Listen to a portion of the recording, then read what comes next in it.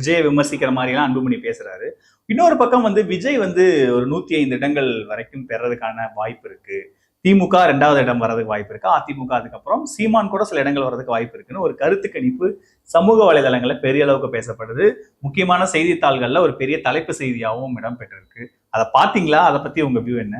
இல்ல, அந்த ஒரு பிரபல மாலை பத்திரிகையில போஸ்டர் பார்த்த உடனே எனக்கு அந்த சினிமா டயலாக் தான். அண்ணனை தொட்டு பாடுறா, அண்ணன் மேல கை வச்சு பாடுறா அப்படிங்கிற மாதிரி அடி வாங்க விடுவானுங்கல்ல கதாநாயகனை. அந்த மாதிரி திரு விஜயை ஊக்கப்படுத்துவது போன்ற ஒரு விஷயமா தான் இதை நான் பார்க்கிறேன். எந்த நிறுவனம் கருத்து கணிப்பு எவ்வளவு பேர்ட்ட போய் பார்த்தாங்க அப்படின்னு தெரியல. கள யதார்த்தம் என்பது அரசியல் தேர்தல் கள யதார்த்தம் என்பது வேறாக இருக்கிறது. திராவிட முன்னேற்ற கழகம், அனைத்து இந்திய அண்ணா திராவிட முன்னேற்ற கழகம், இந்த 2 பெரும் அரசியல் கட்சிகளும் வலுவான கட்டமைப்பு, லட்சக்கணக்கான நிர்வாகிகள் அவங்களோட இருக்கிறாங்க.